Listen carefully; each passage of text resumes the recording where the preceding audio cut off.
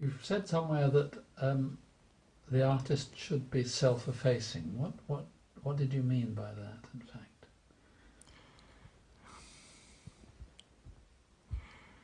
I think the ego is something which gets in the way of a lot of music. Of course, one could mention many living composers, which I won't, or many dead ones like Wagner, who were immense egotists.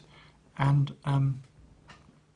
I've never felt that that is really helpful. It may be helpful for publicity purposes or career purposes in the grand battle against the forces of ignorance and apathy, which greet one as a composer. But I don't think that it's really helpful for the music coming clearly through. I think it gets in the way. So the idea of self is one that I have thought about a lot, and that particularly relates to my Buddhist philosophy, my study of Buddhism. The self is considered to be an illusion, something which we invent, we make up for our purposes, very often for our egotistical purposes of making our way in life, making our progress through all the conflicts. So it has no use really for the real things that matter. It's rather strange because, after all, in the Romantic period, both in music and in other arts too, the self, the artist as hero, tragic hero sometimes, was absolutely crucial. But that is something you have no truck with at all.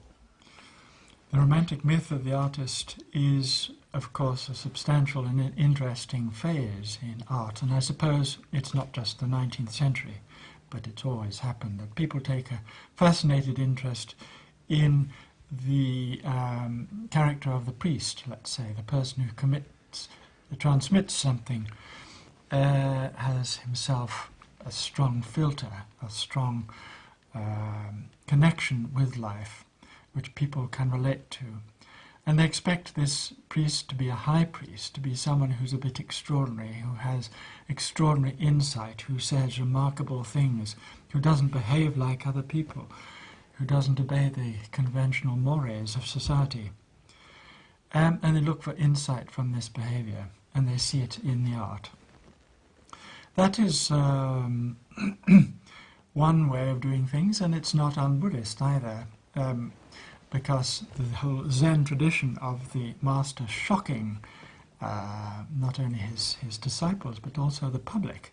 The drunkenness of the old Zen monks was quite outrageous.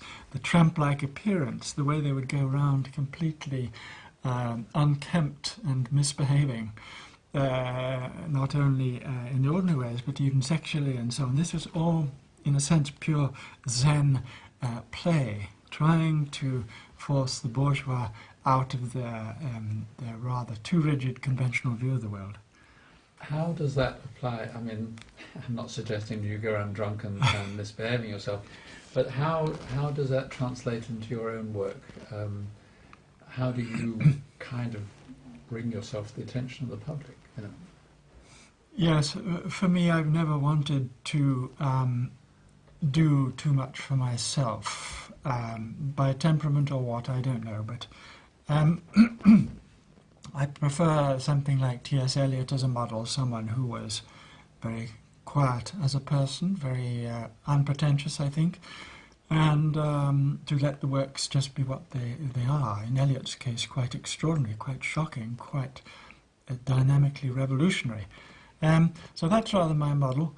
If I can make the works do the work, I'm happy. Of course, that means that one's career is a little bit slow. You don't grab the headlines very easily. But on the other hand, you do maintain a certain amount of contentment, I think, a freedom from the unpleasant effects, particularly nowadays, of being a big personality. You said that music is a kind of an explanation of a divine universe. What do you mean by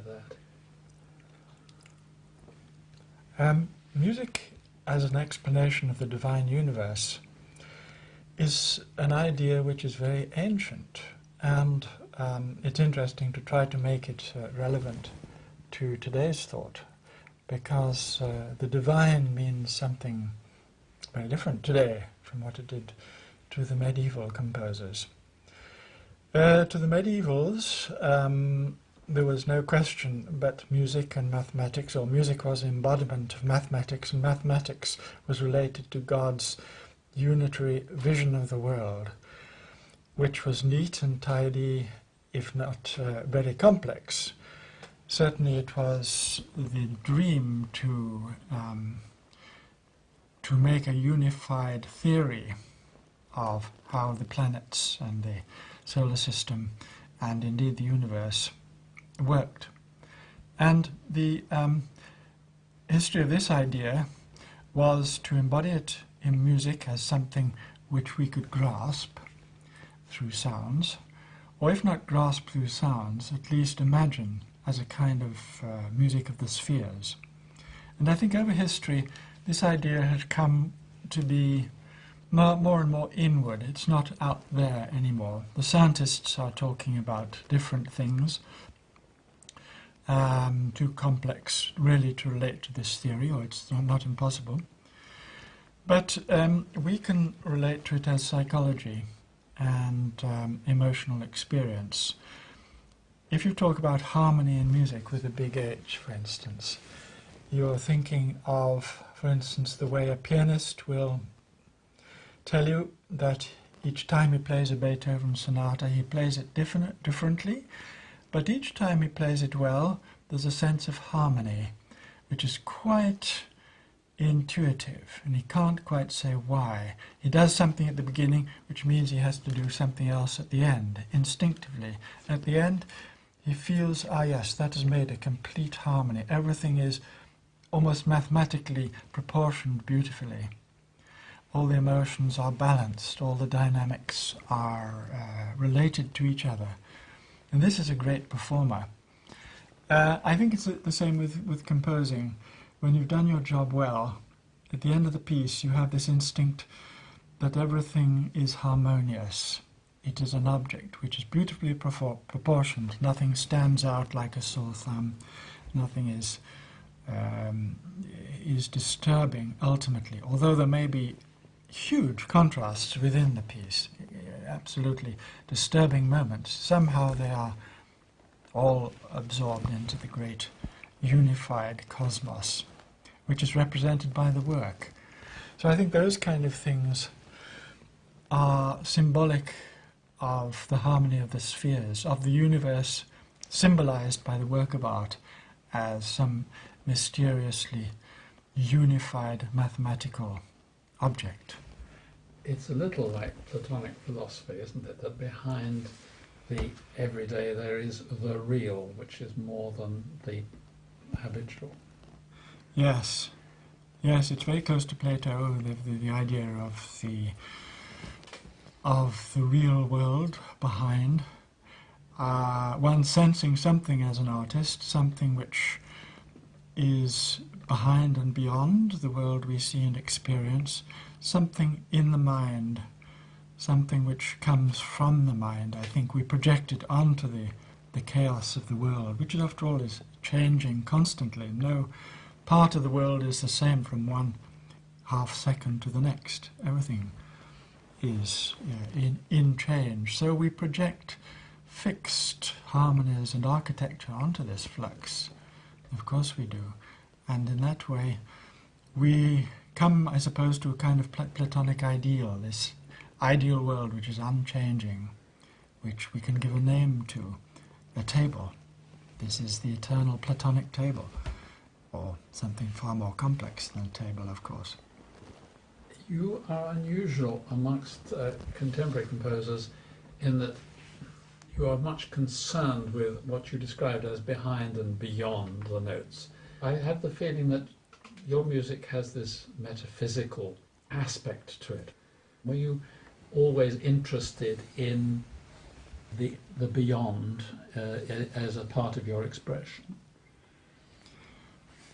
I was always interested in the beyond in some form or other. I think from the beginning because those were the things that interested me in life. I think one writes about in any art the things that interest one most.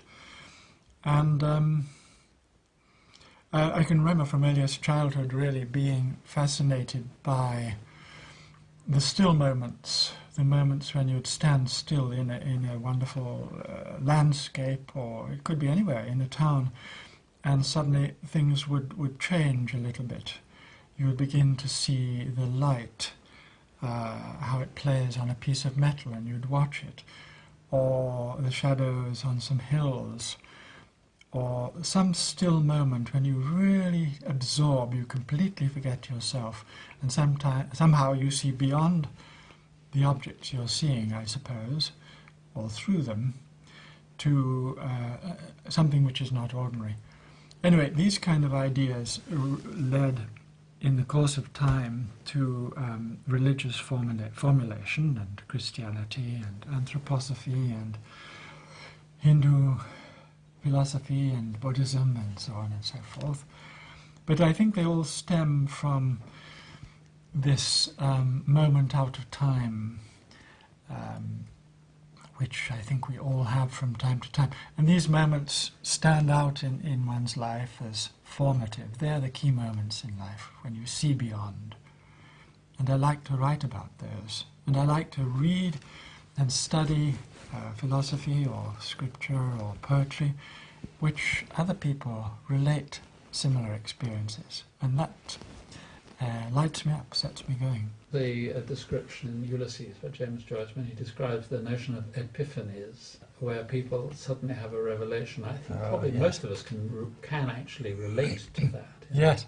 Yes, epiphanies, as James Joyce said, are those moments which most people can relate to, and they are the things that you put in your poems, the things you put in your music. Tell me, how did music begin for you? Where did it begin? Music began for me right in the cradle, I guess, because my father was a good pianist, an amateur pianist, but he loved to play every evening and a lot of the weekend. He was a businessman, so he was away at his leather goods works. But whenever he was at home, he would play the period, I suppose, around the end of the 19th century, the beginning of the 20th century. He used to play a lot of Fauré, Chopin. He would go back to Scriabin, the Russians, Kirchlin, Debussy, Rachmaninoff. I could go on and on. Player. He was a wonderful player. Yes, he would stumble a bit, but he had a wonderful touch, really delicate. His fingers were so delicate. They're not the fingers of a businessman, I always thought. And I think he thought also that he was not really destined to be a businessman, unfortunately. He stuck to it dutifully, but he would much rather have been a musician, and that's why he was quite glad that I became a musician. And how did you become a musician? He pushed me, not that I needed any pushing, I think, to learn the piano at 6, but I used to stand by his keyboard, watch the fingers, try and follow the music a bit, all that kind of thing, off and on during my childhood, over the years. And then when I was 8, my parents sent me to a choir school, which I was too young really to understand the importance of, the huge significance for me. But that was an enormous decision. Of course, at this choir school, St. Michael's College, Tenbury, it was an institution devoted to church music. We sang to nobody twice a day, in the morning and in the evening, and we rehearsed after lunch, we rehearsed in the evening. And we all learned 2 instruments at least. So it was a very, very musical school. And there I started to compose. I had teaching in harmony and counterpoint at the age of 11 or so. I started to learn the cello as well as the piano. And that was unforgettable. That was, of course, connected with worship. Everything revolved around the chapel, and this lovely Victorian chapel with its stained glass and the light streaming through those windows. And there we would sing this beautiful music. Bird, Tallis, and then the Italians, Lassus Palestrina and so on, the Flemish composers, and the 19th century and some 20th century. And a wonderful organ, a Father Willis organ was there. And I even played it myself. I got permission to have the key. And I would get the key and sneak in the evenings when it was completely dark and improvise. I remember the organist told me off for using the swell pedal too much. I loved these great orchestral effects of the huge changing colours of sound that one can get with the organ, pulling out the stops madly.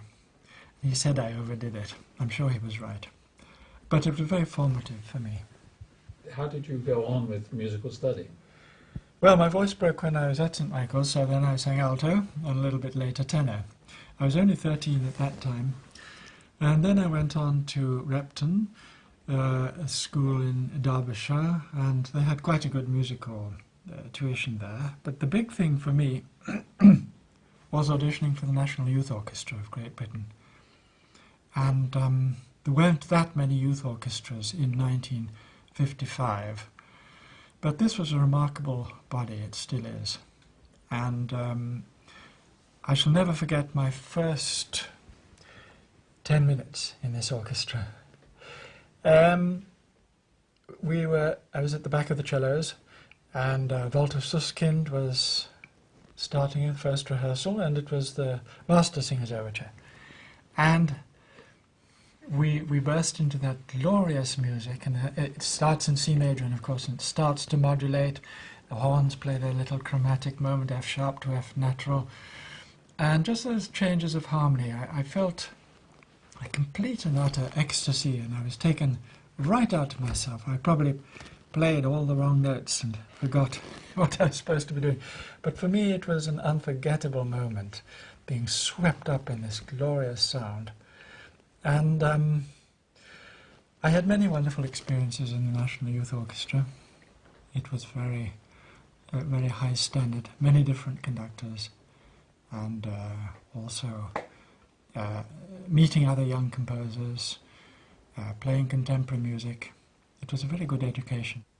One of the things which you described with playing in the National Youth Orchestra is a kind of epiphany, because it's an epiphany is not something necessarily you can explain to yourself, can you? I mean, you don't have to. No. An epiphany is something which you can never predict, never really prepare for. Well, people do a lot, of course. They go to their favourite scenery and they go for a walk. They hope for an epiphany. They hear their favourite music, ditto. And one's always searching for this, always. And you never know. Your favourite work will turn out dull and boring. Landscape will be too cold and windy.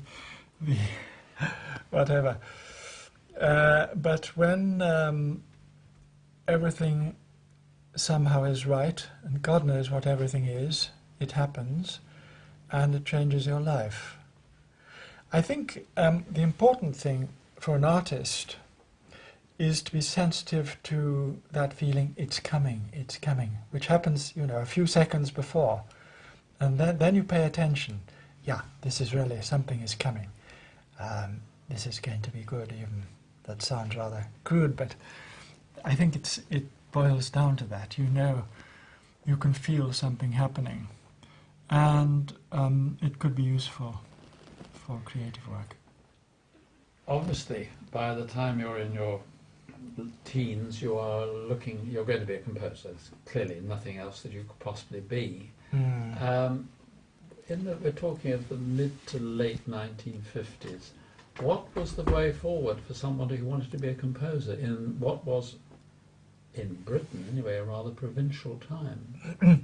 Yes, it was. It was a provincial time. in the late 50s. I went to Cambridge, which was wonderful. I loved Cambridge. Provincial, it had wonderful people there, but the musical attitudes were not comparable to Vienna or Paris or Berlin. Looking back on it, to compare those types of compositional attitude one had in Cambridge with the Schoenberg School and Stravinsky and so on, was quite embarrassing. Now, this kind of ignorance was something we mostly overcame by going to London. So, together with several of my friends, we found teachers in London, teachers of composition. And I was fortunate in having met Benjamin Britten. In fact, he'd come to my school to give a recital with Peter Pears, and I was introduced to him as the school composer.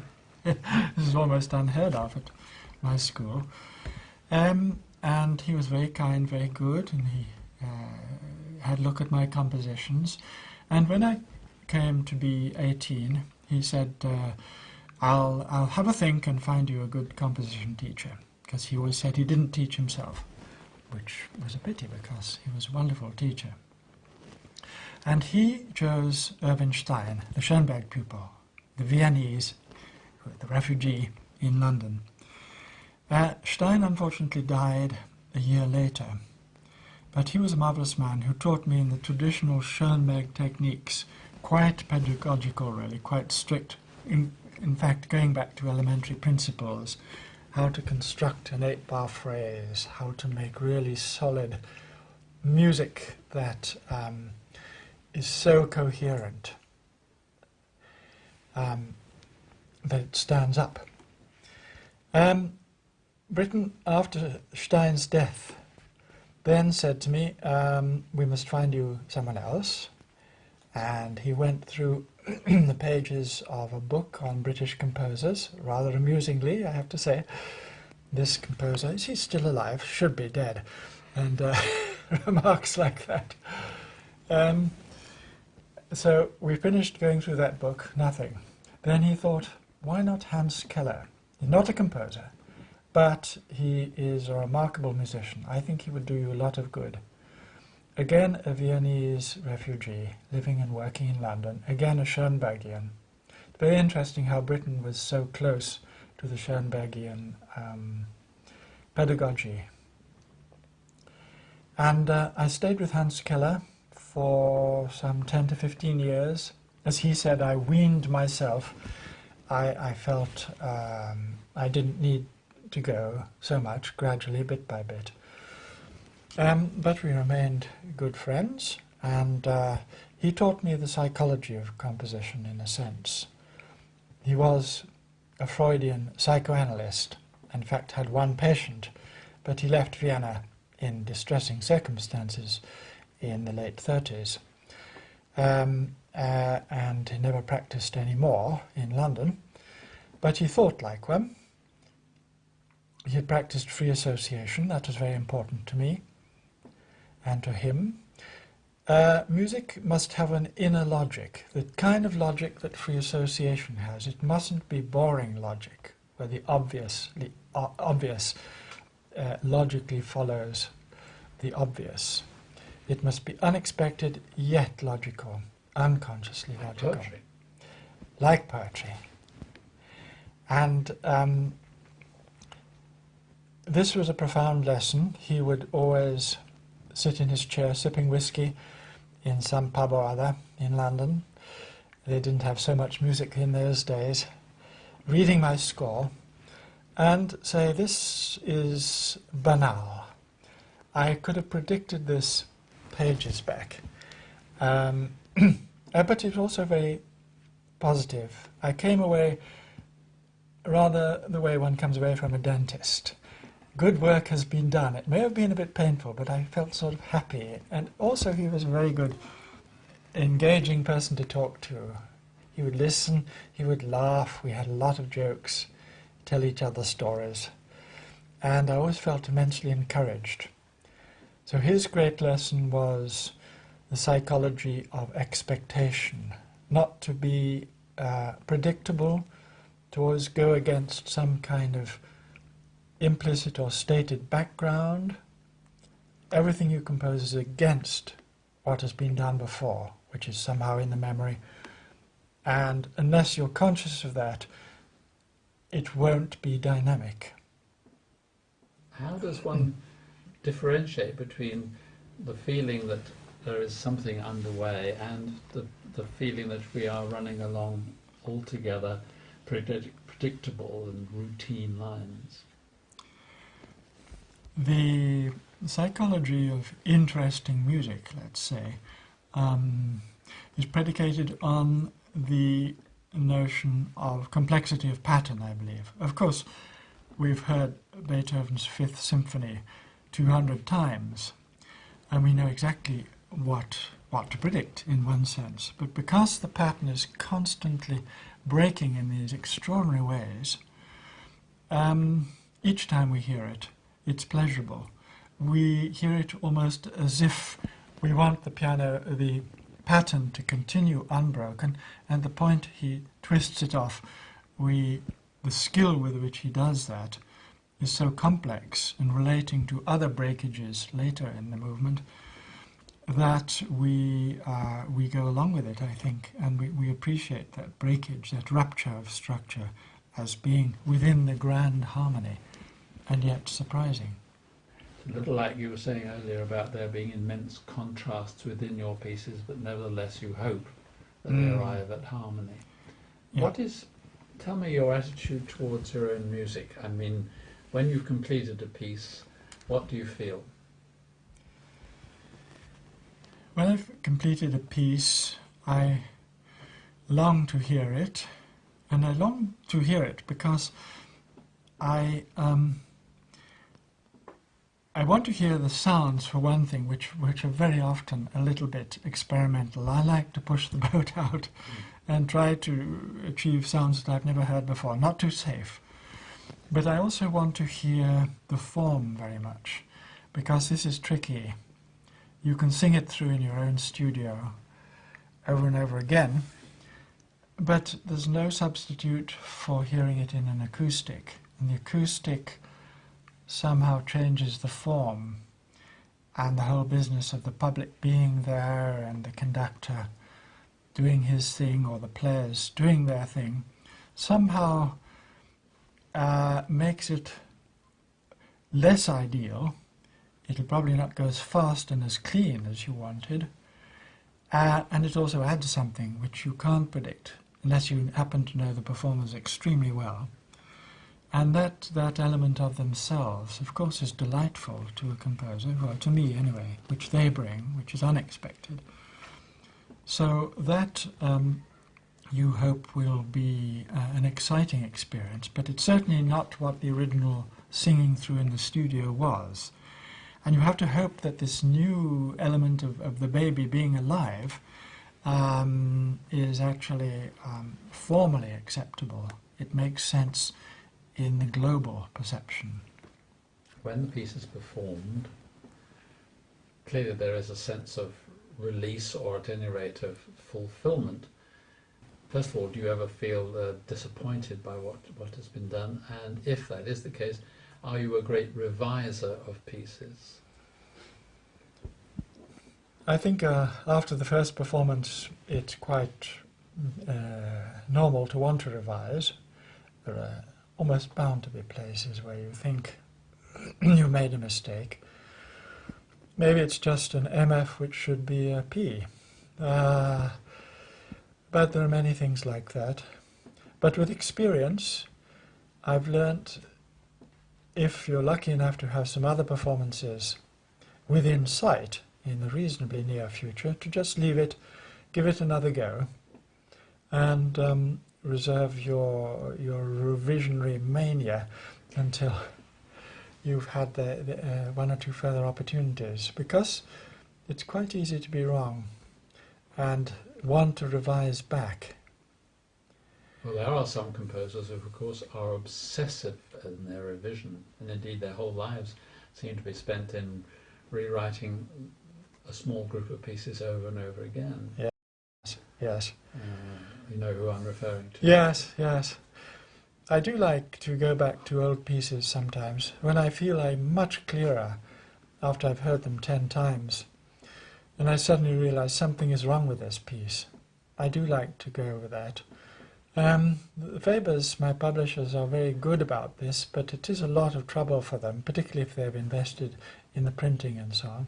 But nevertheless, they understand it has to be done. It is very important to get things right in music. And it's rather nice, I think, if one does suddenly spot something, which probably a cut. I'm always bored by this passage every damn time I've heard it. And I think it could just go. The piece wouldn't suffer. That has happened to me a few times. It's just too long. I saw at Mark Elder's house once the vocal score of Falstaff, which was printed before the first performance. Yes. And in the course of the rehearsal, a wonderful piece, Yes. Verdi says, I think it's in the scene with the wives and the second scene of the opera, basically. Mm-hmm. It's too long here, and he cuts 20 bars or something from it, which nobody's ever heard, of course, because he cut it. Yes. But it is wonderful that he should have actually, even at his eminence and at his age, he should have said, no, doesn't work. You've got to take it out. Where it's a collaborative exercise, as in something like opera, you've perhaps had 1 or 2 rehearsals, and you've certainly got the director breathing down your neck and the conductor. Of course, it's traditional. There are lots of cuts. Verdi had it, Mozart had it, and this is what my producer told me for my first opera. He said, we think this should be cut, and Mozart agreed, Verdi agreed, you should agree. And they left me with that in no uncertain terms.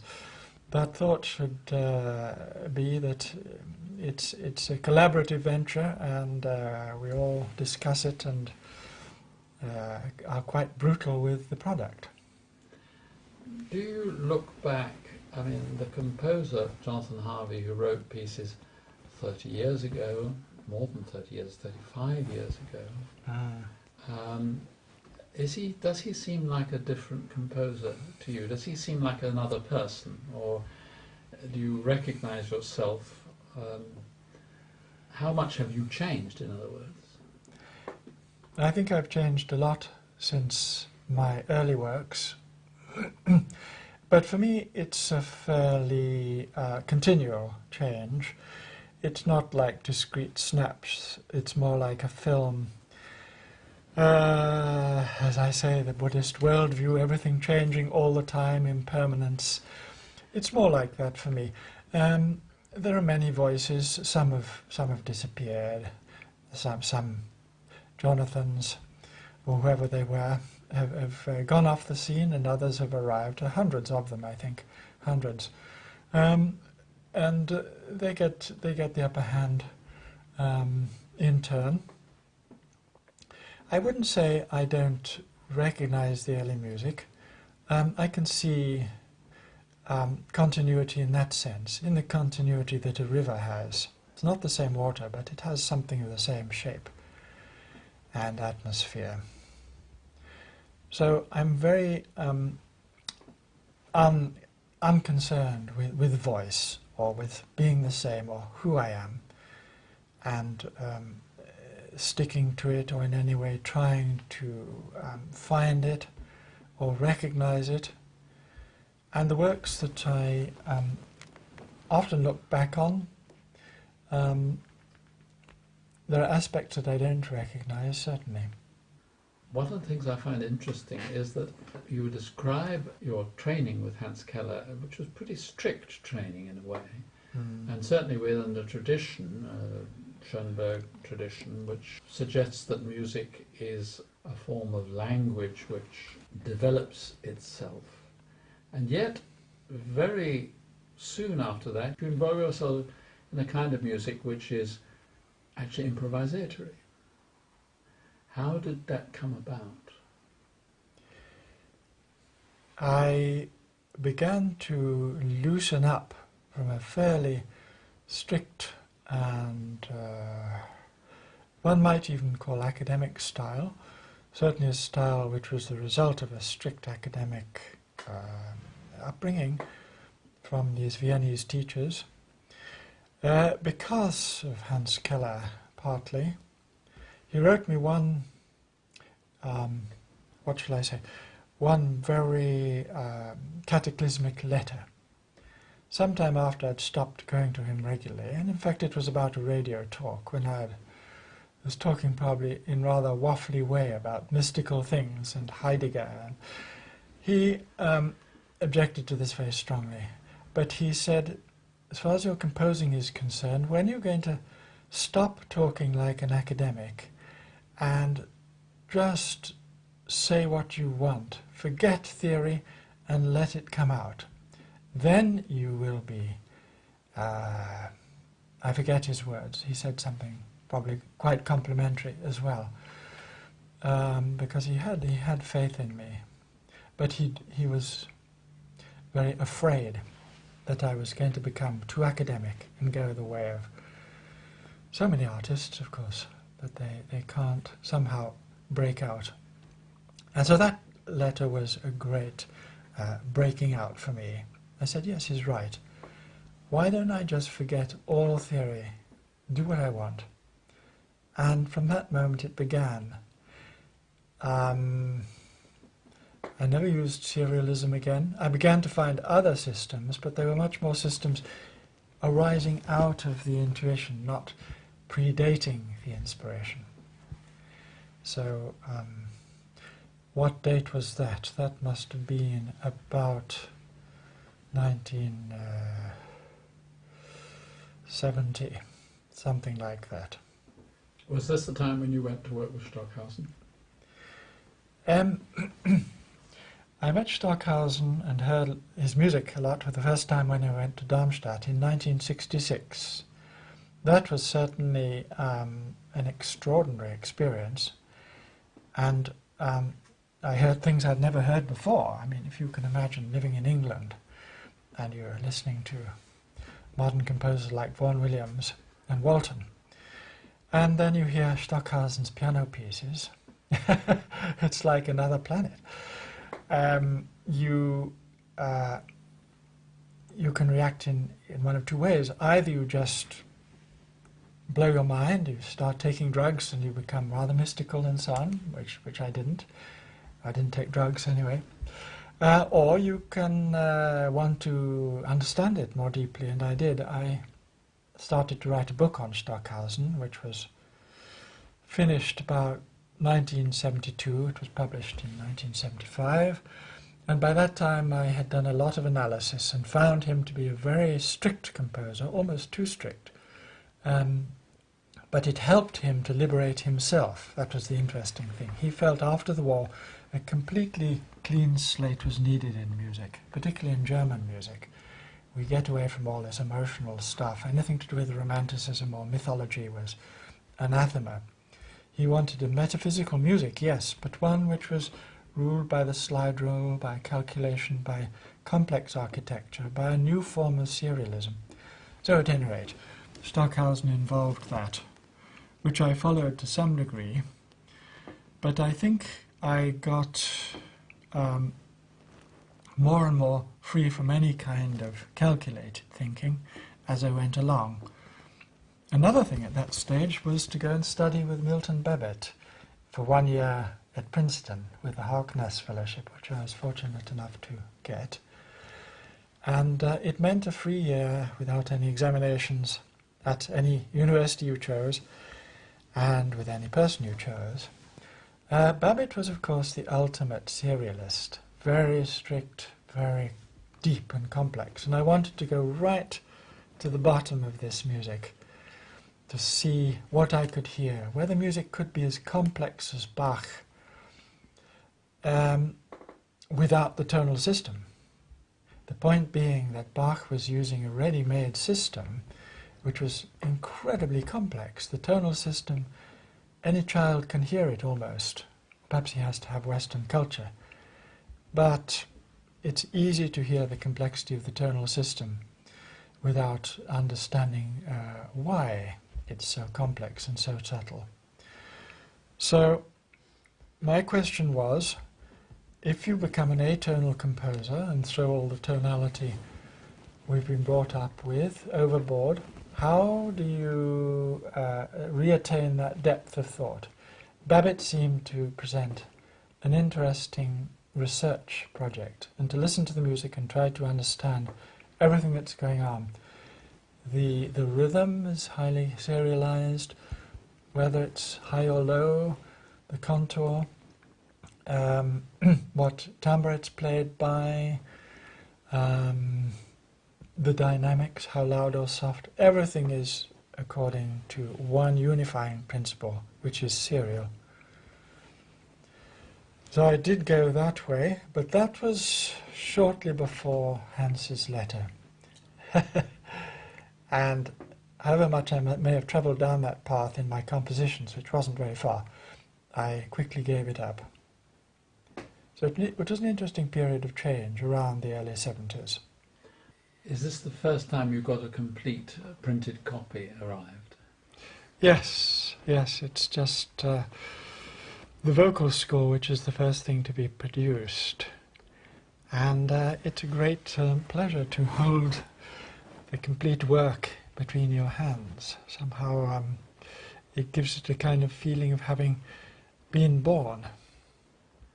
Holding the baby after Yes, after the holding birth. the actual baby. Yes. Yes. Mm. We were talking before we broke off about Stockhausen. Mm. What do you think you learned from your time with him? I studied Stockhausen's music, but I didn't actually study with him. And I went to see him in his house, this extraordinary house composed like a piece of music.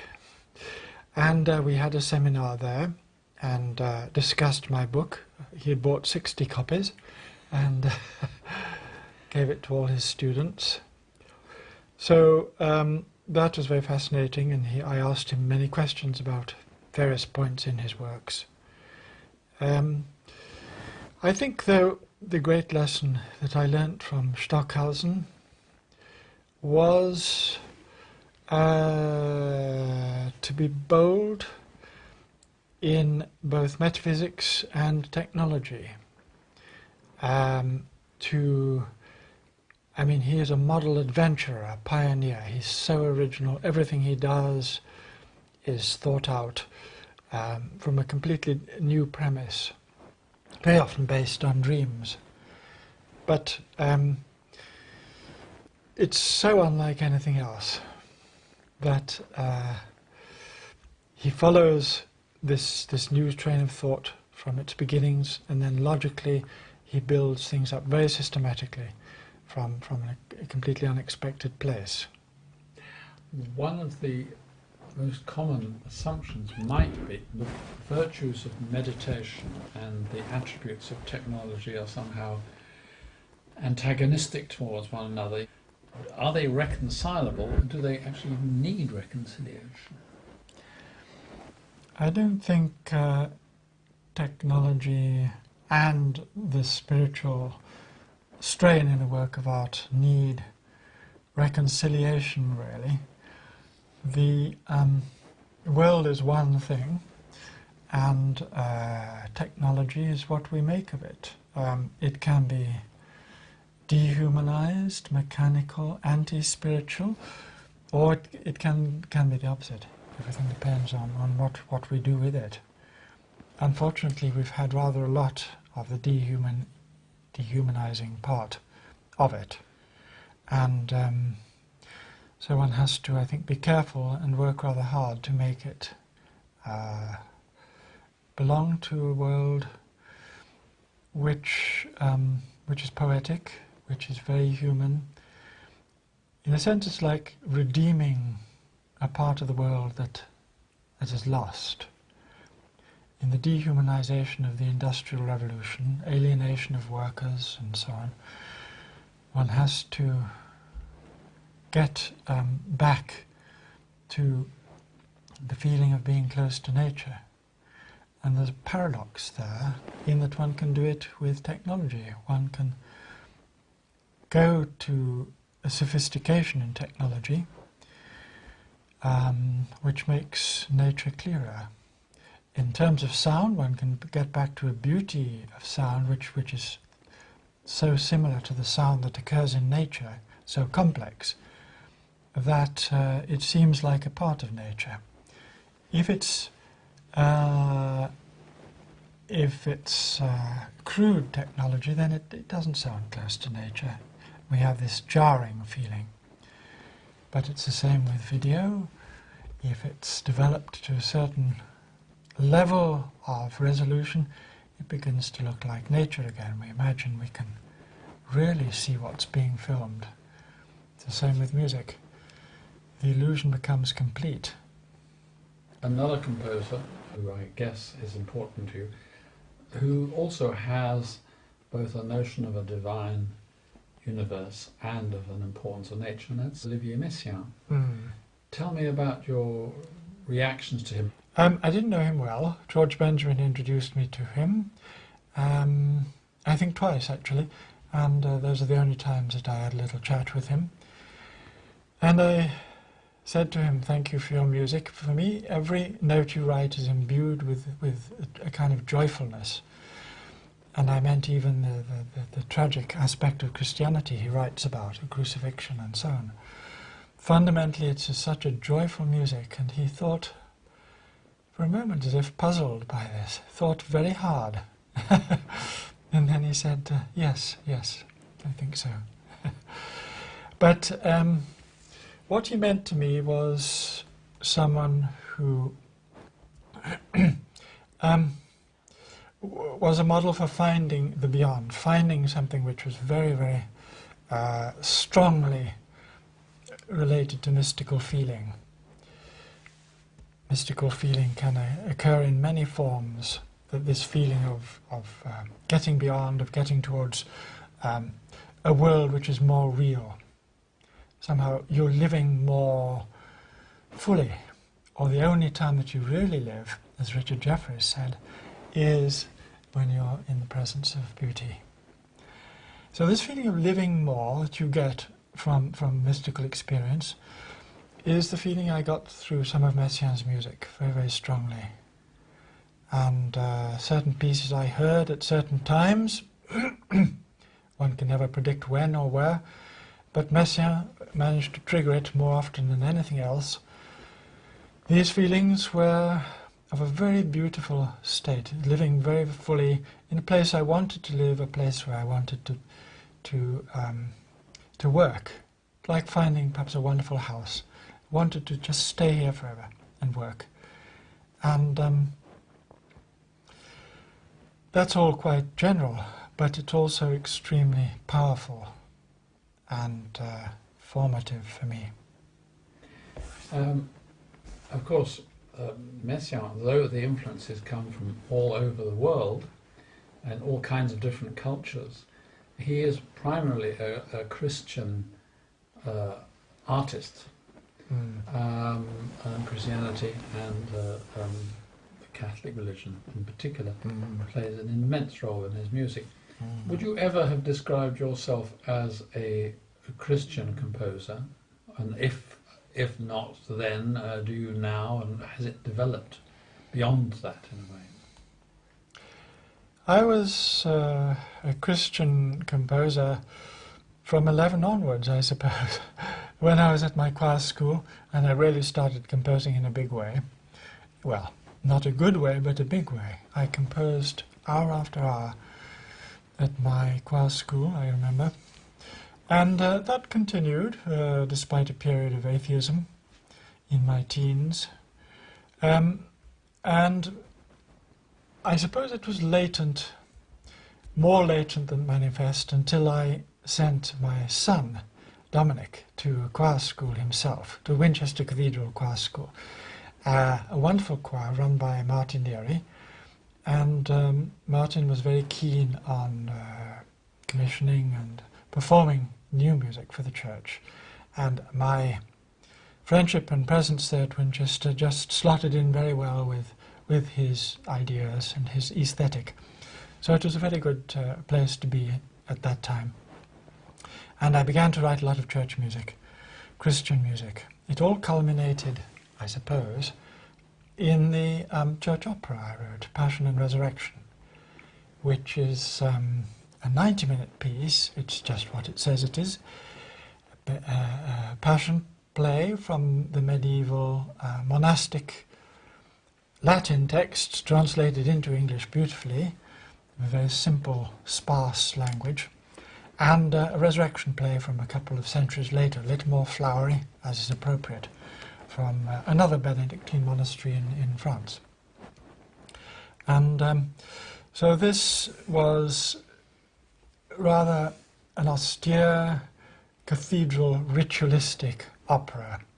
The inspiration actually, apart from the old medieval operas, as I call them, liturgical dramas as they call them, the inspiration was as much from Schütz, with his passions of great austerity but great power. Just a few choruses, a lot of chant, and one or two solos. Extraordinary pieces to my mind. So I wanted these, and I wanted to enact them, which is, I guess, what more or less happened in Schutz's day. Some semi-staged performance, I think, would happen. Certainly is what happened with the monks back in the 10th century onwards. So we wanted to revive this in Winchester, and the bishop very graciously agreed to produce the work and took time off, one of the most important bishops in the country, and I think he got a considerable backlog of duties piling up while he threw himself into this massive production in the cathedral. And the whole community celebrated with the Eucharist, of course, and we blessed what we did. We had great fun, but it was all in the spirit of trying to find out what the Eucharist means, what the Passion means for us, what the resurrection means. We were really trying to discover, not to just reproduce some ancient ritual. So that was perhaps the high point of my Christian music, but I've continued since then to write Christian pieces, very often for specific choirs I've been associated with or I'm fond of, for the Queen's coronation anniversary recently.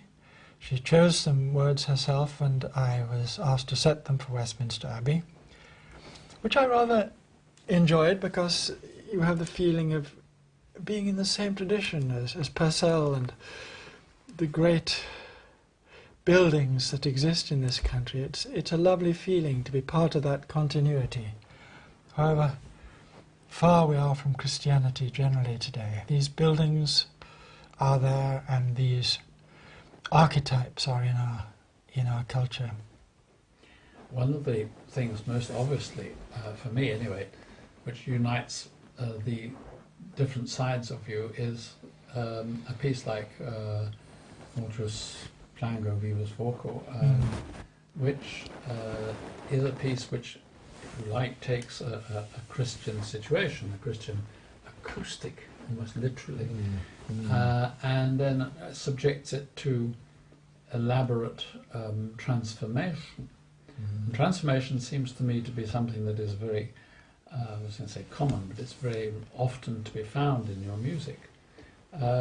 You went to Earcom to work on that, didn't you? Yes. Did that influence, actually, the going to Earcom, did that mark a major stage in your musical life? Yes. When I was invited to go to Earcom, which is, of course, the home and foundation of somebody whose music I admire enormously, Pierre Boulez, it was near the beginning of Earcom's life, and it was starting up by trying to prove itself in a way against people who objected to all this money being spent. But Boulez had a good arrangement with Georges Pompidou and the Pompidou Centre, and so somehow under the same umbrella this extraordinary thing happened, and it had become now the most important meeting place for science and music in the world. So we're going back in a way to the old medieval connection between numbers and mathematics and science and music. In extraordinary ways, this is relived at Tirkham. It was something, therefore, that prompted me to think of Christianity and of Winchester Cathedral, where Dominic was still a chorister. And in 1980 I got him to record some notes, singing words which were written on the great black bell up in the belfry at the top of Winchester Tower.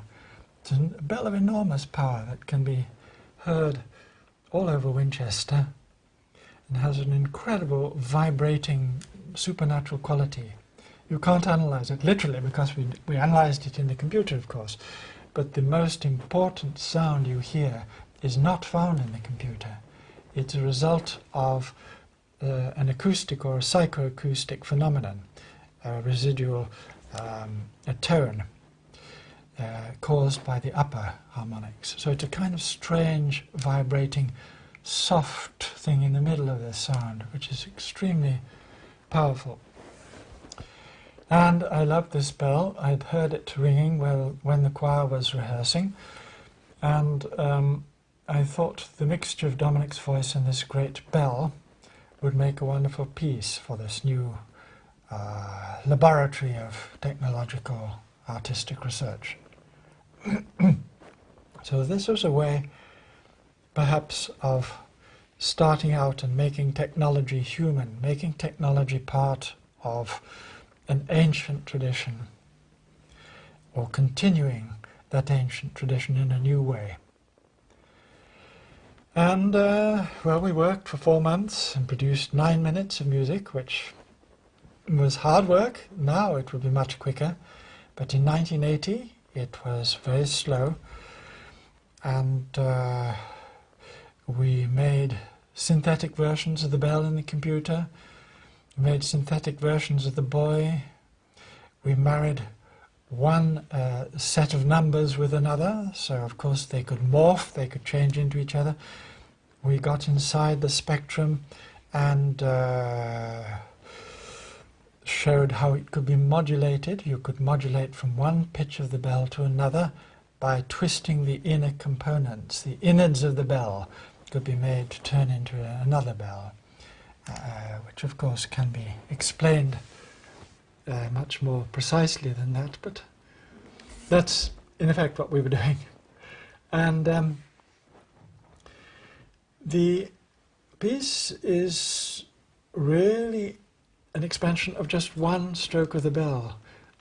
The bell's sound unfolded over 9 minutes. It's like a thing which unfolds, is unpacked over 9 minutes. Different aspects of this one sound, in turn, are heard.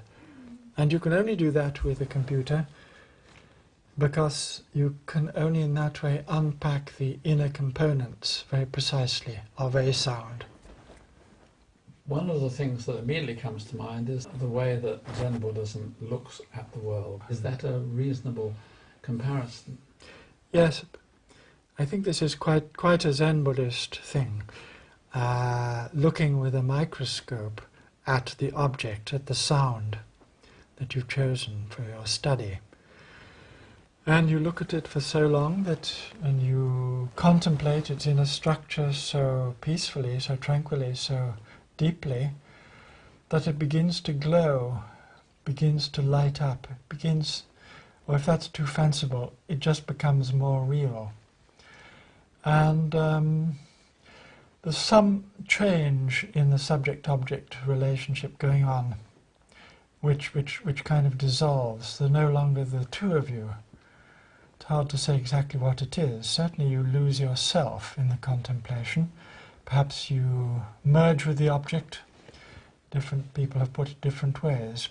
Let's go back over the Zen Buddhist notion of that we are this connection between the object viewed and the person or thing viewing it, in fact. The connection between the object that is viewed and the viewer or listener is extremely close and becomes almost inseparable, I think. There's a sense in which neither could happen without the other. One forgets oneself and the object itself becomes more real. The object gobbles up the self.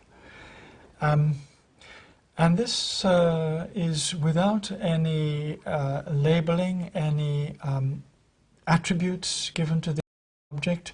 You don't think of it as red or high or rough or smooth or anything like that. It's just without attributes, but somehow more itself. And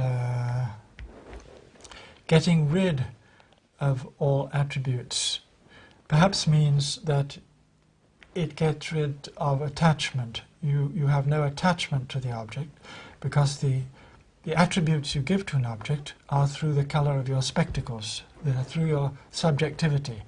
If you see an object as being very red, that's because you are subjectively looking at it through those sort of glasses. So all those things fall away, and it's a very deep mystical participation. We've been talking a lot about really the interactivity of cultures, or the unity of cultures. That it seems to me that you say that you begin as a Christian, you didn't actually throw Christianity away when you became a Buddhist, but somehow you simply expanded your frame of reference. Is the opera about that? Wagner Dream is not hasn't very much Christianity in it, but of course it is set in a Christian place, Venice, in the 19th century, and the culture of Wagner is divided. The culture that Wagner had, it's much more complex than just saying Christian, Buddhist. But of course he was considering an opera on Jesus of Nazareth. And interestingly enough, he regarded Jesus as a Buddhist influenced teacher. He felt passionately, and he had read quite widely about this, I believe, the idea that he had come across teachers from India in that long period when nothing is known about him, and that what we do know about him manifests some of those ideas. And I would agree with that, actually. I've been reading also in this subject. So I don't see Jesus Christ as a very separate from Buddhism. It is perhaps more the mystical Christ which I tend to emphasize. But ethically also very close to Buddha, the turning the other cheek, the lack of self, not resisting evil, perhaps one of the most complex things that Jesus said, resist not evil. These things could come straight from the Buddha, because they can be misunderstood easily, as the Buddha can. So in my opera, I don't specifically take that aspect of Wagner, his Christianity, but more the whole 19th century ethos of the heroism, myth, deep and powerful emotion. As we all know with Wagner, one can leave the house with tears streaming down the face more often than not. The whole thing is completely shattering. And this is Wagner, and it's a culture to do with attachment, to do with the most extreme form of desire, of all types: pure love, sexual love, erotic, and other types of emotion too. And it's also to do with the subject that he never treated, but wanted to treat for 28 years, and in fact, shortly before his death, said he was going to treat the Buddhist opera, the Die Sieger. So that is the Buddhist aspect of this project of mine. And that's quite a long story, but I use that text. And the reason why this this story is different from the story of Brunhilde or of Isolde or of Kundry, because the heroine is important. It's a story about a woman, really. She does not die. She does not fade into a Schopenhauerian night, rather undefined, almost suicidal. One wants to be released from the world, to go into this endless, wonderful realm of night, which has no people. Whereas the hero of Die Sieger, Prakriti, having gone through a very similar experience of hysteria and wanting to kill herself, absolute desolation in love, finally relents and is persuaded by the extraordinary power of the Buddha, who says to her, "Prakriti, why do you suffer?" And from this moment on, she begins to change in a way that Isolde never did.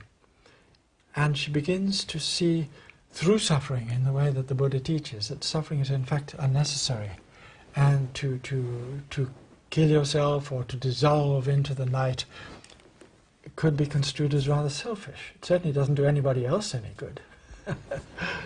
And Prakriti's choice is to join the order and to become a nun. So she will actually be the first nun, and beside the man she loves, face to face, close to him, as an ordinary human being, at least not as a married person, but as an individual next to another individual. And this is the sort of happy ending of this opera that Wagner somehow couldn't write. So it's very revealing as perhaps getting closer to Christianity as a work, as a subject, than the other operas. There are one or two pieces that are specifically about time, time pieces, in fact. And we together worked on a film about Richard Jefferies, where time and eternity were constant preoccupations with him. Is time, which we all live in, because we all live chronologically, we grow old, but nevertheless we are surrounded by notions of eternity, hopes for eternity. How do you cope with that, and how is that reflected in your music? Time and eternity. Yes, it's an interesting dialogue, I think. And first, on quite a simple level, I believe in reincarnation, I think, now. I say I think because I don't like to be dogmatic about such things. But to me it seems plausible and comfortable knowledge. Not because I want it to be that way, but because I think it's the only way it could be.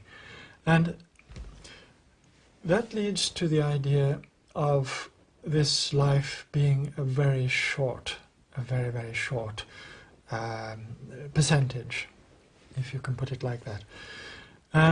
So what strikes me as very important in art, in the great things of life, in the places we seek, the old buildings we visit, whatever, we seek this moment of epiphany.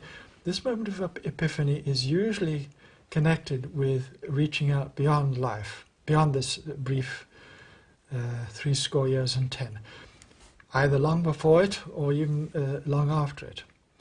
And in the great works of art, I think the artists have sensed this. The people they put before us, the ideas they put before us, have this kind of breathing which is much slower than that of a short life. One senses something about destiny, for example, often used in works of art and drama. What is destiny if it is not something much larger than these few years? Of course, Christian concepts of the afterlife use it also, but not so much before birth. But for me, before birth is more important, really. And having a sense that these times existed. So that's a dialectic, a dialogue with time as we live it every day. We're focused on this world and the getting older in it, and the sense that we reach these windows which see out onto the bigger time. As for eternity, that's a word I find delightful, but I could not begin to analyze. Of course, it's the Buddhist view, as it is the Christian, that once you are released from samsara, from all the ego cherishing, the kind of building up of yourself, talking yourself into being this or that and the other, then you are kind of released from time. You achieve a tranquility, which is called nirvana. It's very simple, it's just the same as everything else, but you have a totally different attitude towards it. And it's not a land, it's not a place. It's nice to write about the imagery of the land, because it's sometimes described like a paradise with beautiful mountains and lakes and trees and birds singing. But this is poetry, it's an image to help, it's not really the truth. So eternity is a beautiful image you can write about from Christian sources, poems, which somehow inspires music and art and poetry, and yet you can't make a picture of it very easily. Music representing eternity is always a compromise, but it can suggest it. Messiaen suggested it by turning the music backwards. If you go backwards, when you've played a phrase, you play it backwards, somehow it suggests you're not going anywhere, standing still. And arch form, things come back to where they started. These kind of devices in music, or simply holding one thing for a long time without change. These are beautiful metaphors for eternity and timelessness. But we all know that in another sense they are in time. They stop, and they're part of this world. But they are mediations for something much grander. That I was going to ask you about, because of course music is perceived in time. I mean, a piece begins and then eventually it ends, whereas certain other forms of art, for example painting, clearly, are something that you don't have to put a time span to. You can look at a Cézanne for 5 minutes or indeed 5 hours if you so wish. So there must presumably be something of a compromise in the writing of music which takes place in time, just like this film takes place in time, whereby you have to suggest. Maybe that is the power of art, the power of suggesting it. Yes.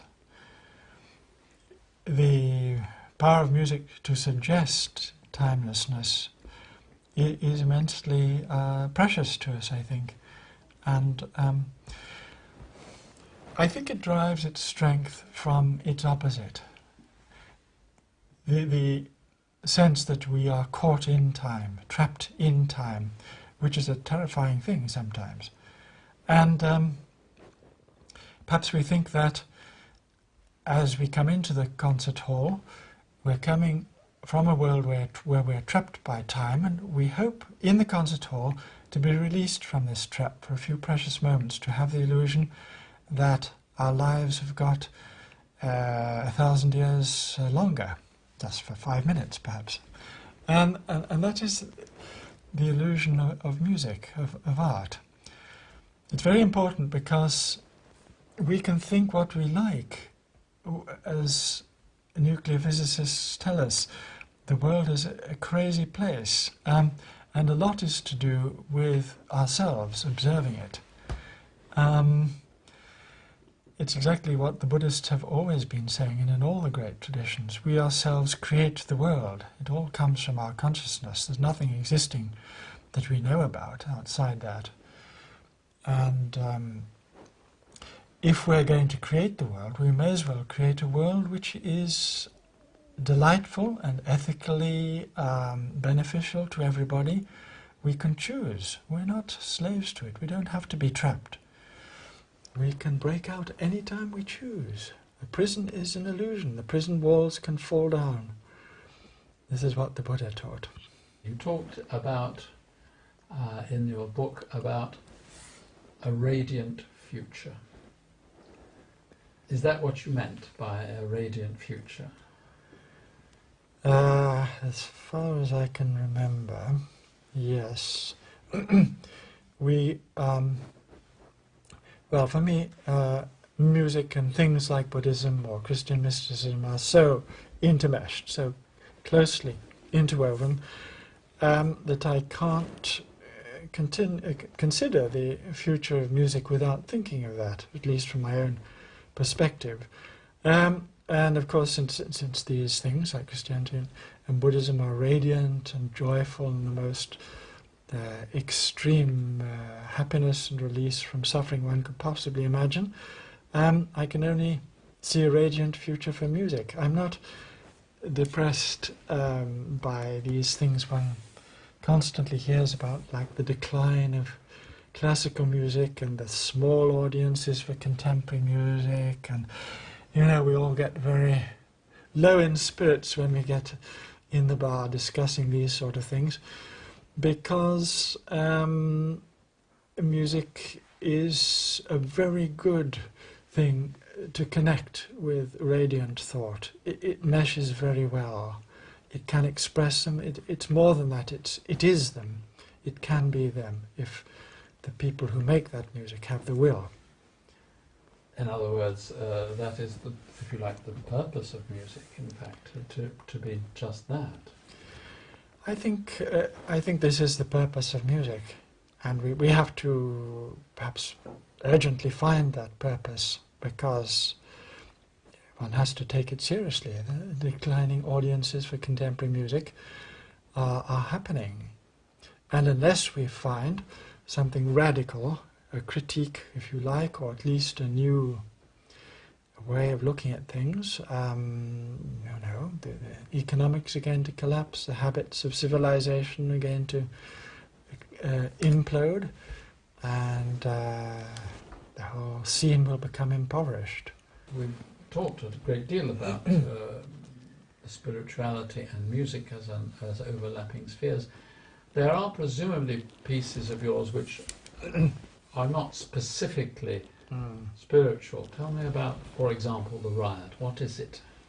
What is the piece? What is it about? The Riot is a piece I wrote for 3 Dutchmen. They're lively characters, and they, being Dutch, play a lot of punchy Amsterdam music, a bit like Andriesen's style and so on, perhaps combined with rock influence, this kind of music.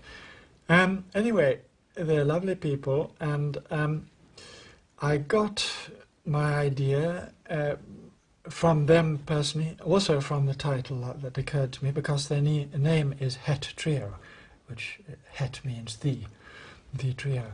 And of course I made an anagram of that. Het becomes the, and trio becomes riot. So it had to be a jokey piece, it had to be a piece full of hijinks and energy. This is not what we normally call spiritual. But I think what spiritual music is subjective. It'll be different from you, me, everybody, what they call spiritual music.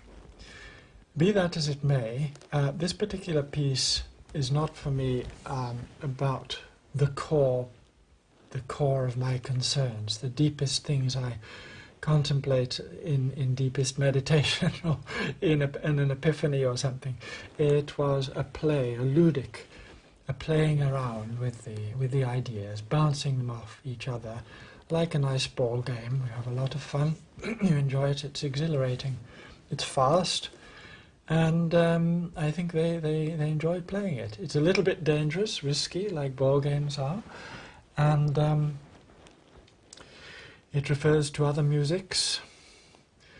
Again, the whole question of spiritual core. If you're just quoting other people all the time, what can you say about spiritual core and profundity? It begins to sound a little bit superficial if it's just a bag of other people's ideas. Do you find the necessity from time to time to write pieces which are, I wouldn't be, say, a relief from the main thread of your work, but actually a certain, not even a holiday from it, but a sort of, just a change of tempo and stimulation? Well, when I wrote The Riot, it was just after my opera, In Quest of Love, which is rather a serious piece. It's about death and life after death, and an inquest into a tragic love situation. And I felt it had been fairly successful. I felt in rather a good mood, and just wanted to have some laughter, breath of fresh air. And I think if I hadn't been in a good mood and so on, I wouldn't have written The Riot. So it was that antidote, yes. I can think of one or two other pieces that seem to me to sort that out. The percussion concerto, for example, and also the I always get it wrong, say the piano concerto with bird song. They said that actually bird concerto with piano song. Yes. That seems to me to be an exuberant piece in every possible way. The bird concerto with piano song is full of the joy of nature, I think, yes. And because I use bird song a lot, I use 33 Californian birds from my stay in California at Stanford University.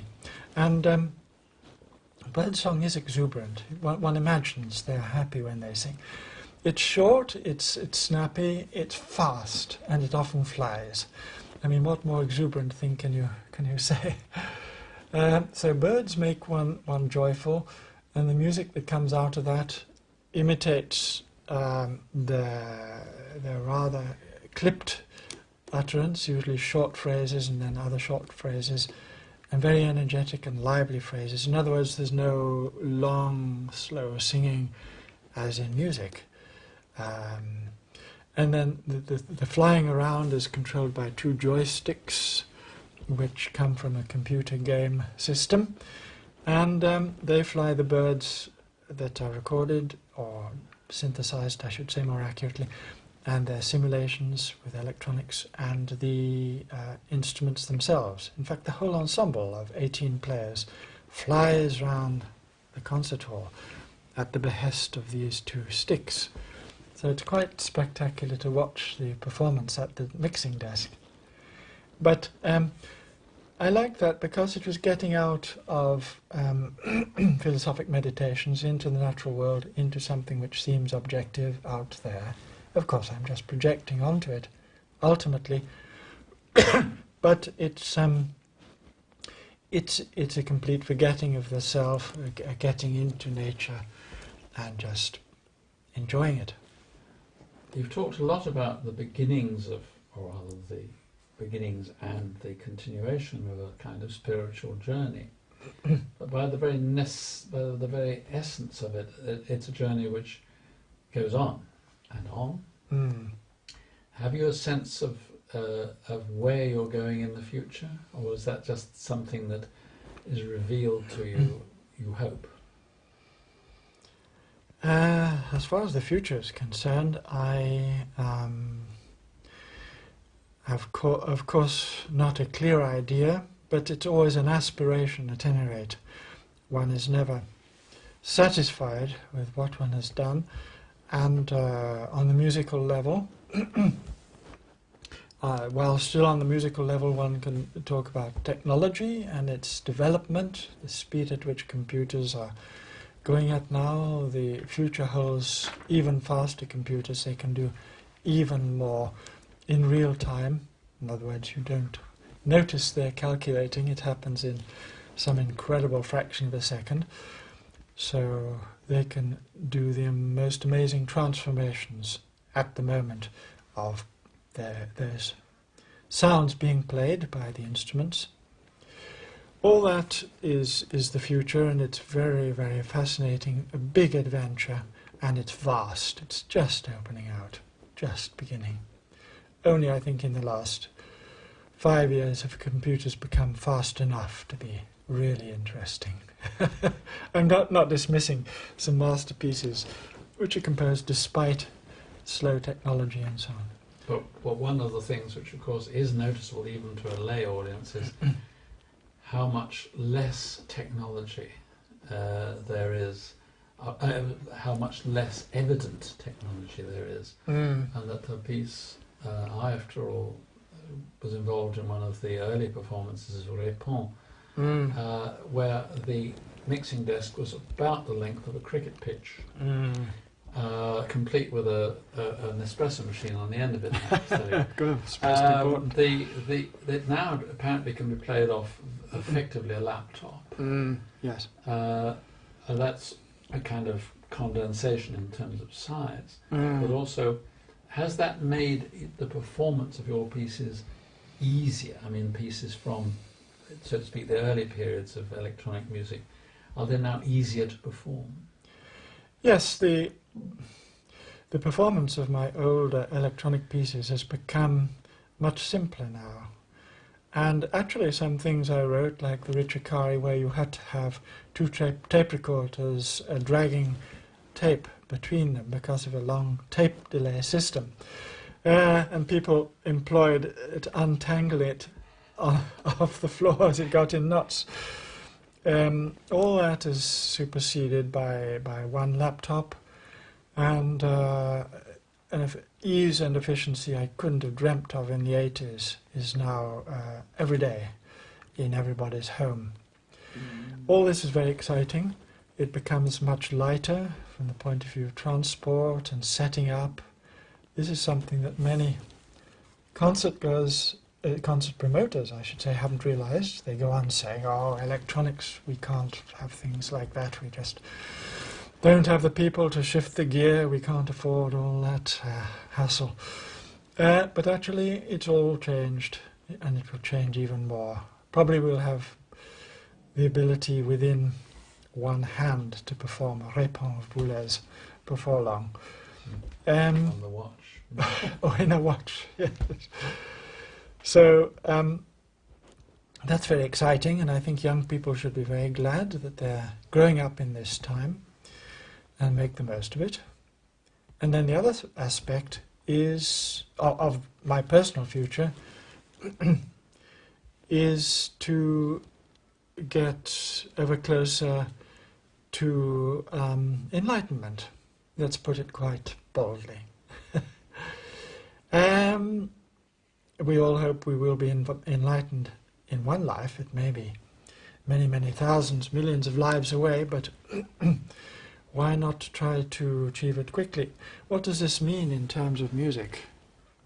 I think that's a subjective answer, which must be given. For each person it's different.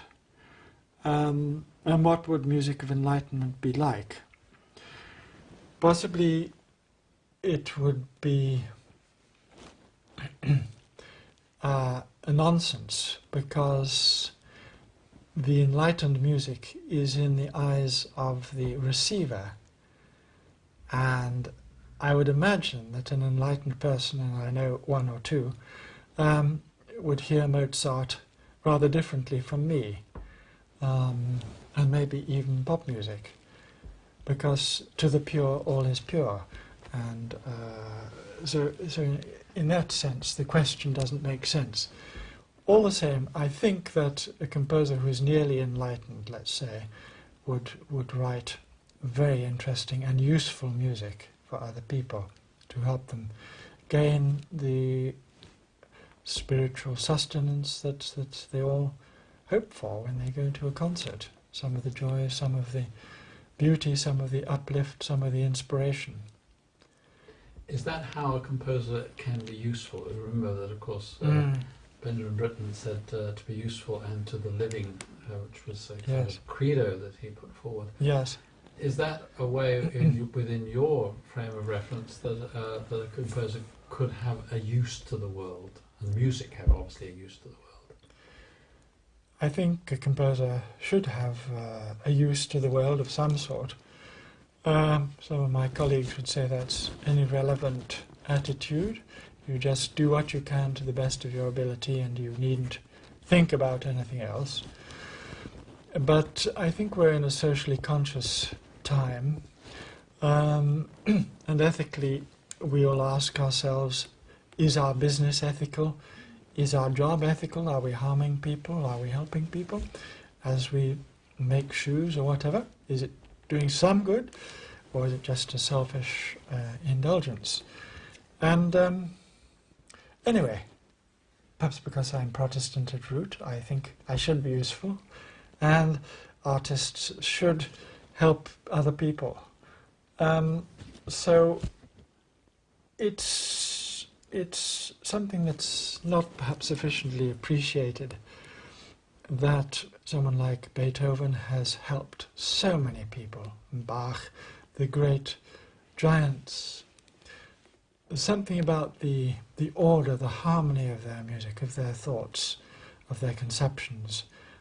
Not that they go around saying, be good in any sense, except perhaps in their sacred music, but simply that this music somehow invokes some feelings which Kant would have recognized as the sublime and the beautiful, and those equal the true and the good.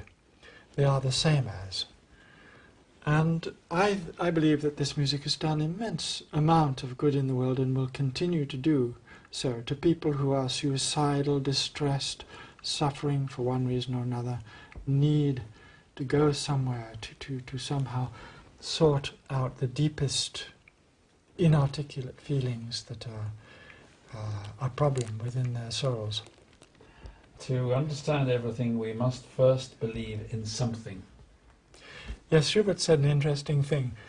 To understand everything, we must believe in something. And by that, he meant, I think, living skillfully.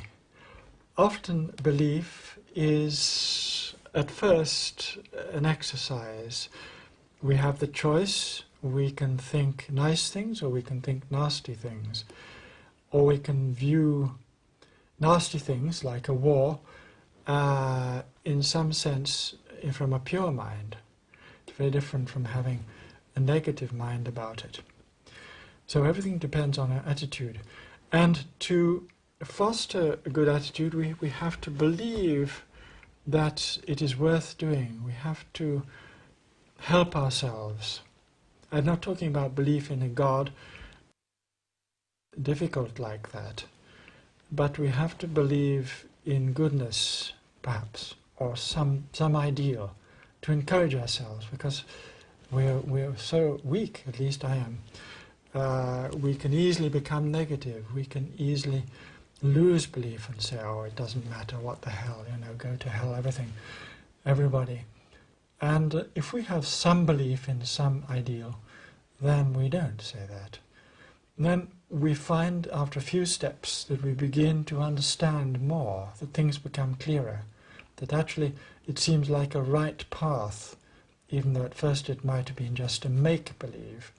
It begins to become a kind of value which has a presence, a solidity out of thin air. I think that's the sense in which Schubert meant it. He may have meant it in a more Christian sense, but I don't think so, because he was surprisingly pantheistic as well as a Christian in his culture. In your last answer, you were talking about living skillfully.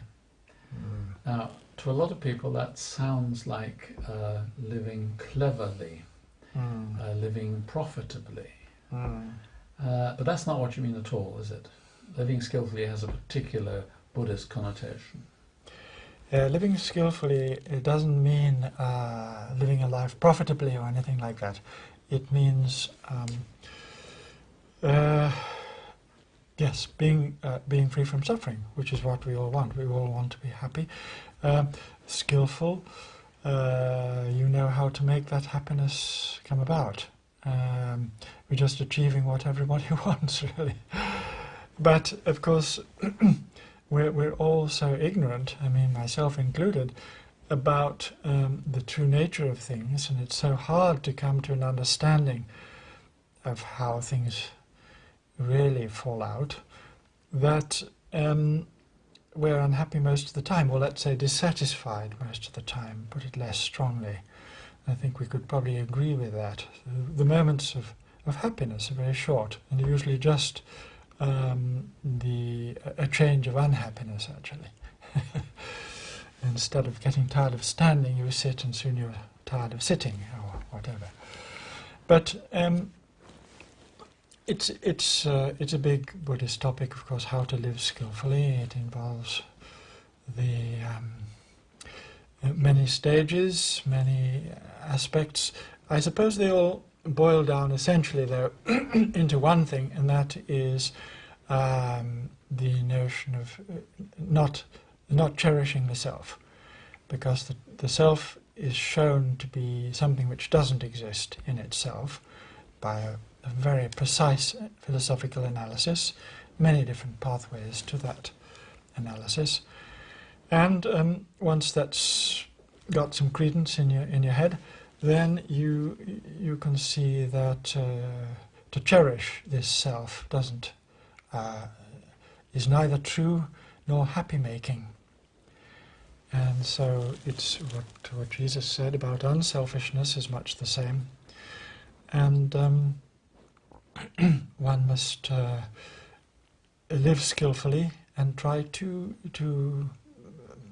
cease to indulge in self-cherishing. That's a simple explanation. What are you hoping to get by improvisation? I think one learns a lot from improvisation. One is struck by it in the West, but particularly in the East, or in non-Western musics, Indian music to take an obvious example. And one wonders what we are missing in the academic West, where we're rather against improvisation. And we believe in the slow and careful fashioning of every moment. Of course that has its virtues, but what are we missing? We're missing a kind of immersion in colour, for one thing, in the sheer argumentative logic of colour, which every improviser knows and loves and works with, and the way colours flow into each other and create architecture. We're missing also the subtleties of human energy flow, which you get very purely in improvisation. There are not the unexpected abruptions of form necessarily, where this flow is cut off and something else starts, which can be very interesting, as we all know. But the subtlety and beauty of the energy flow being rather natural in improvisation is something we miss. And the organization of time in improvisation is much freer. It can be crazily against any beat, and crazily complex. And for some decades now, people have tried to notate the rhythms of improvisation. It's almost impossible.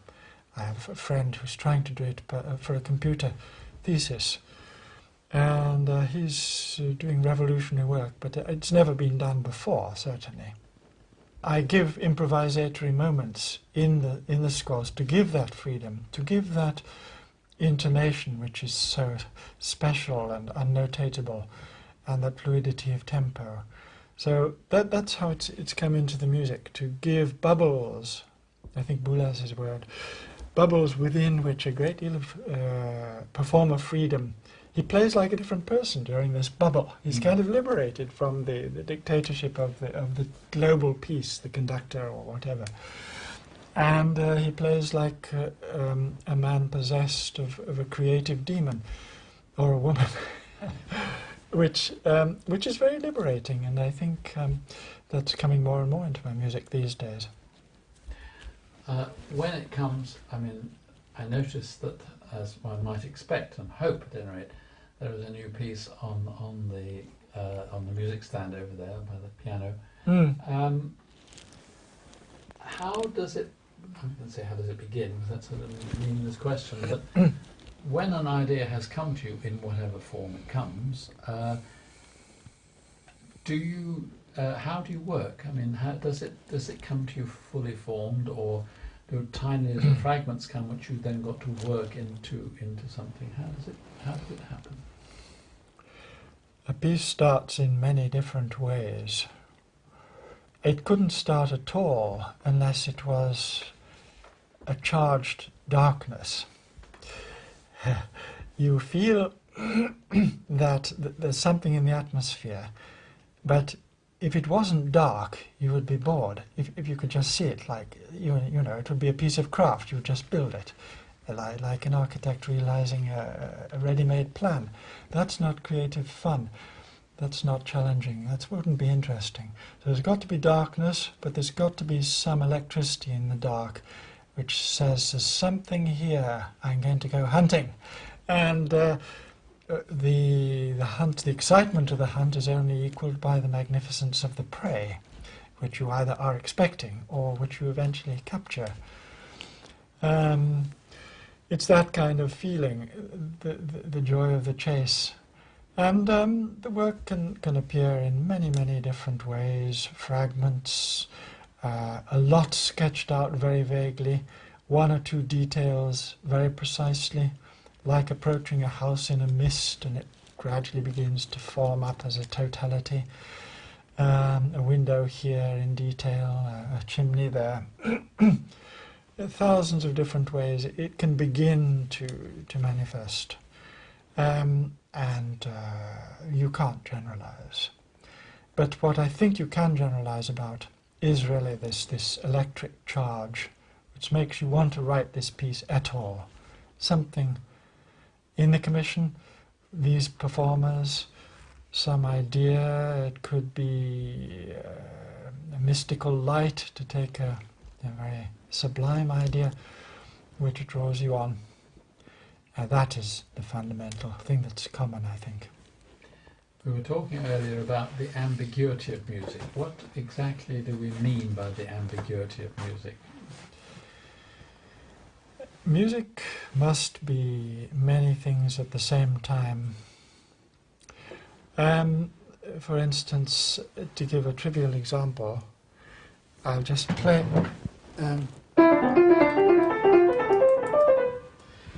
Now, you have to ask, is that going up or is it going down? And, of course, the answer is it's doing both. And a phrase that's going down is going up. It depends on which way you look at it. But you can't separate the two, the going up way of looking at it from the going down way of looking at it. They've actually become one. And in that sense, strictly speaking, it's ambiguous. Same applies to loud and soft. You're constantly getting softer while you're getting louder. Embedded in the crescendo, there are diminuendos, etc. Tonalities, rhythms, pitches, melodies, everything is embedded in everything else. Double opposite meanings, which is not possible in strict logic. You cannot have ambiguity like that. So music is made of these shifting identities, labels, things we can say, that is up, that is down, begin to dissolve, begin to become far more complex. Beyond that, music is always stating objects. Let's say the first subject has a grand personality, it's a noble theme, whatever. It's a well-defined musical personality. And what happens afterwards is a kind of showing that it doesn't really exist. It's just notes. Middle C occurs 300 times in the movement.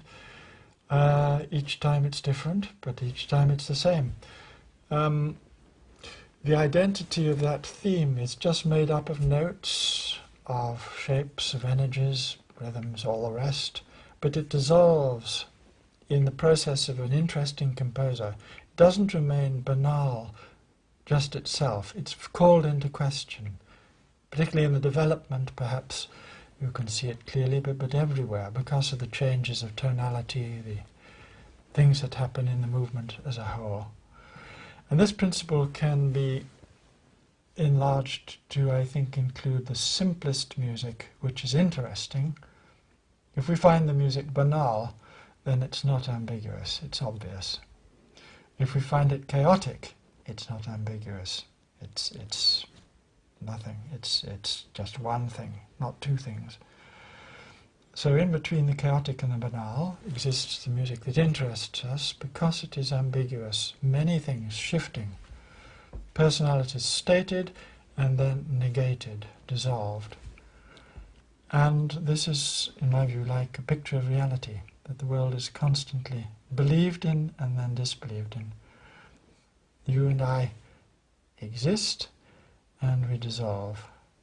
The personalities don't exist, and we oscillate between two ways of seeing the world, and one contains the other. Death as the portal to another consciousness is something I would certainly take on board. Death I think of as not particularly important, which is quite the opposite of the romantic view of death, of course. And in a sense they have a point. It is a very dramatic event and we all worry about it incredibly. But ultimately I like to think the opposite. And in a bigger context of many lives and so on, it's not particularly significant. And to learn that lesson, we have to both see life as much more important, very precious, because it's an opportunity, and much less important because it's not the be all and end all. We are not sent for all eternity to hell simply because in our 50 or 60 or 70 years we did something wrong. That kind of view doesn't make sense. And Rudolf Steiner's view of death as a portal, I think is in this sense of this gateway being significant as part of a journey. We have to think about it, not evade it. Think about its importance as the end of an opportunity. The opportunity we have as free human beings, which we might not have in another incarnation, to choose and to rectify things and to actually sort our minds out. And as such, it's very beautiful. And does, in fact, art, and particularly music, fulfill in a way a kind of parallel function that in letting us sort ourselves out? Mm. Think Yeah. that's true? Yes, I think art is to do with that very often. Certainly composers have said it. Stockhausen in particular said all music is a preparation for death. I suppose he means for life after death more than the little passageway itself. And I think he means that when we enter deeply into music, we actually experience some of the rawness of feeling, the kind of unclothed exposure to emotion, which must be what life without a body is like. Without the body to sort of distract us, we are nothing but emotions, likings and dislikes, sufferings, happinesses. This is all we are, all we have. This is what we call karma, of course, which is what continues. Just those feelings. And music is about feeling, and it somehow brings it home to us. That this is what that world is like. Certainly in my operas, which have all been about death and life after death, which isn't for me at all morbid, the risen Christ, what he's like, the people who have died in my second opera, which is about what they do just after death and how they solve out a kind of purgatorial situation connected with their lives, and they resolve it and forgive each other. There the music, the electronic music, is a kind of living in a world of feeling. And the opera I've just finished is about the dying Wagner and the experiences he has, sort of dying, half dead if you like, really in a coma, travelling in this region of pure feeling. Tell me, with those preoccupations, it makes it more and more logical, I suppose the wrong word, but more and more understandable that electronics should play a role, because in a way it gives you a range of ambiguity, if you like, which you might not have with a B-flat clarinet and a trumpet in C or whatever, you know. Or indeed those instruments, but adapted. I was listening, as you know, the other day to other presences and what could be produced through electronics and one instrument. Is that the appeal of electronics? Electronics can approach this world of being near to death, either one side or the other, because it's so far in our minds from trumpet and clarinet or the normal instruments of music. It can come out of those instruments, it can extend them, which is the nice thing. So we don't lose touch with the real world, but we see the real world as connected with this other world. We tend to think of it as too different, whereas I'm sure it is much the same, but much more raw. And because you can do such way out things with electronics, things which seem to belong to a different time world, because they're not related to human gesture necessarily. Sounds can be much longer, they can be much more exploratory of the inner structure of sound, so you can live in sound, which perhaps is like living without a body.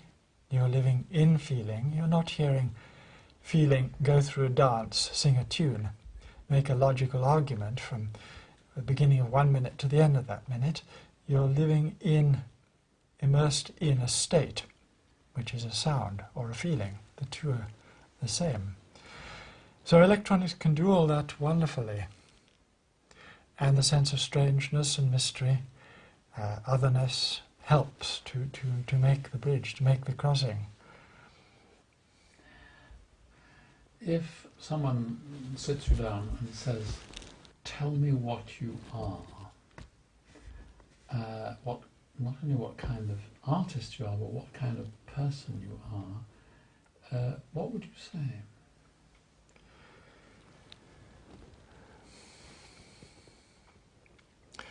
I'm a lucky person because, although I have suffered, I'm fairly thin-skinned. I'm fortunate to have come across enough help to be able to appreciate the good and the beautiful. Somehow or other, I don't know how it came about, during my childhood perhaps particularly, I had enough attraction from these things. I mean, I wouldn't have gone to them unless something had enticed me, or there was something in my genes, or whatever it is. I'm aware that I was lucky, and I didn't perhaps spend my life just rather in the materialistic world, struggling through. This was a great defining thing in any question of what I am, what sort of person I am. I had a predilection, possibly from a previous incarnation or some karma in me, for being able to see the good and the beautiful, having that capacity. And it all followed fairly automatically from there. Once I could see it, I knew I wasn't good, I wasn't attaining the beautiful. I could admire it and find it more and more often in the world, in other people, in other music. And as soon as you begin finding things in the world, you want to appropriate them, to absorb them, to make them part of yourself. So that's my characteristic, I would say. This propensity to see something fairly early on, which I think I've always followed, however much I've strayed on the way. It's always been there in the back. So the journey towards a pure land continues. Yes.